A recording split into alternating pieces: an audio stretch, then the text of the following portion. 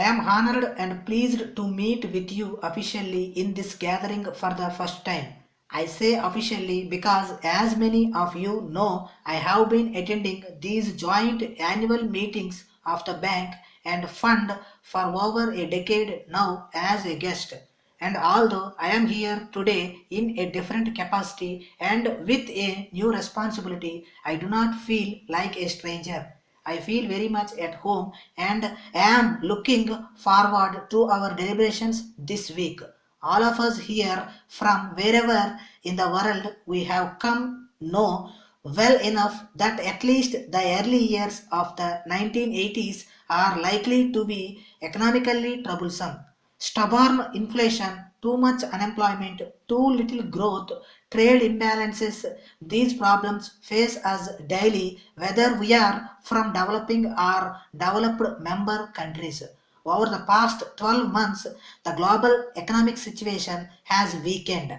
The continuing recession in the developed nations has depressed the major export markets of the developing countries, and as a result, these societies in turn have found it more difficult to meet the higher costs of their necessary imports.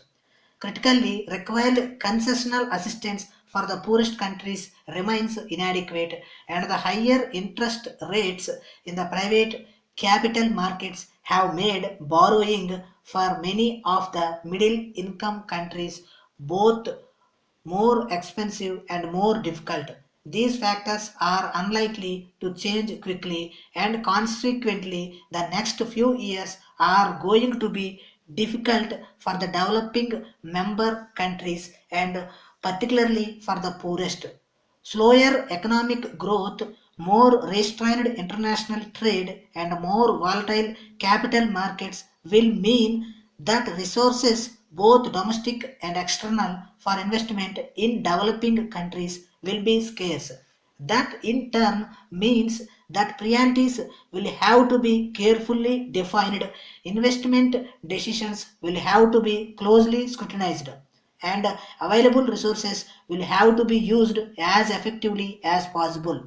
This applies to the bank as well because investable funds will be scarce.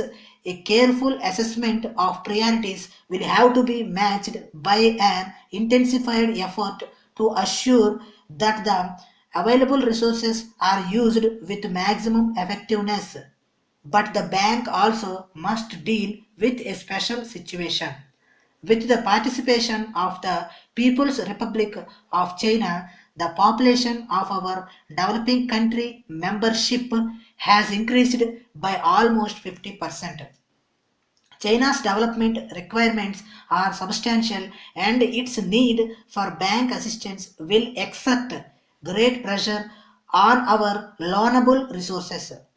This makes it all the more imperative that we use these funds in the most efficient way possible and leverage them through co-financing and other techniques as much as we can.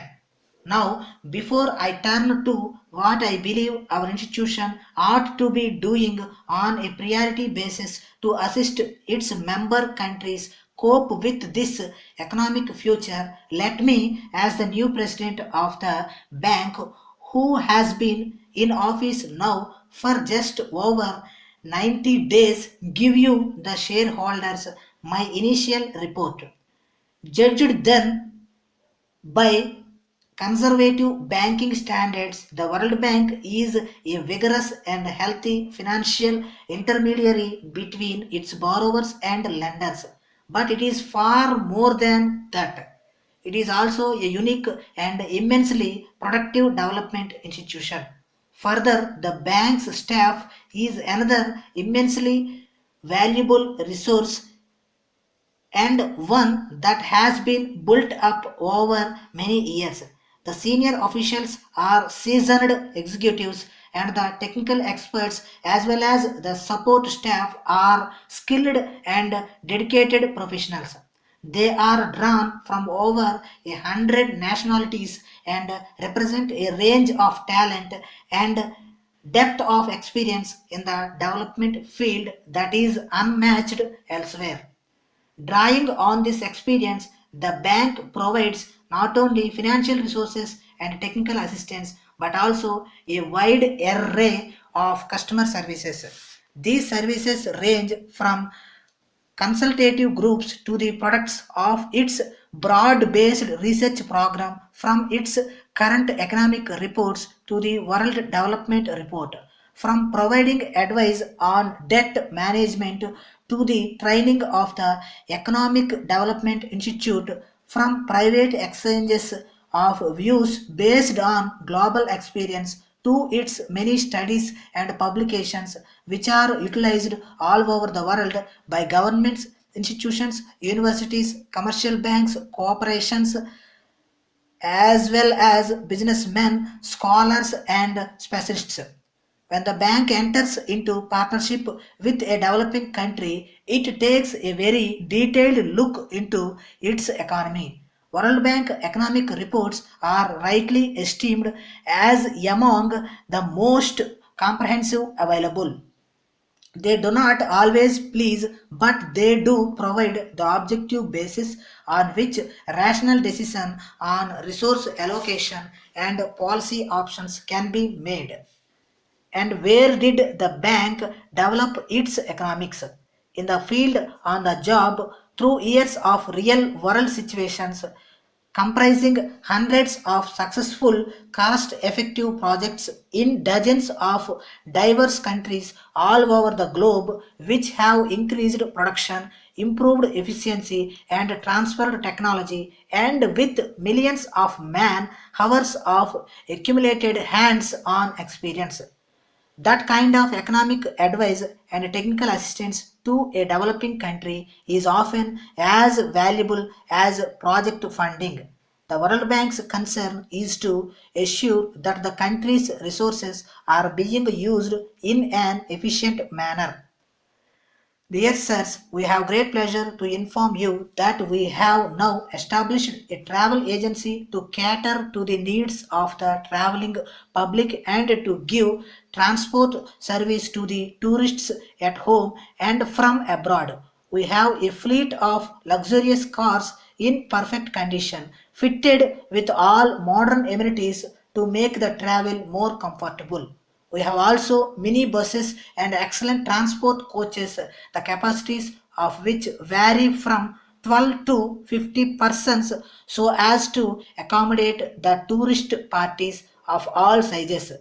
As your hotel attracts and accommodates almost all the tourists from abroad, we request you to have our concern on your list for indenting transport vehicles for your customers.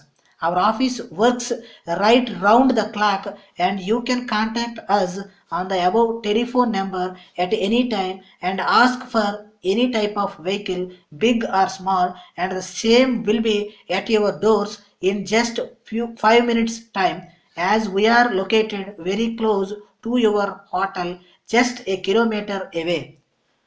We have a band of good drivers, well behaved and decent, who can speak English and other South Indian languages very fluently and would be able to help the visitors to go round important places worth seeing either within the city or places of tourist importance in the state. The tariff enclosed are quite reasonable. Our motto being to help the tourists to see the cultural and artistic splendor of the historic places of this state and not to make profit alone, we have taken great care in fixing the tariff, which include the cost of propulsion, the driver's pay and allowances, the cost of maintenance of the vehicles, and a reasonable return on our investments. As regards payment, we would like to assure you that if the hotel were to foot the bill of transport, it will have to be settled in 15 days and in any case not beyond 1 month. But when the parties meet the cost, the bill has to be settled immediately on release of the vehicle. Yours faithfully.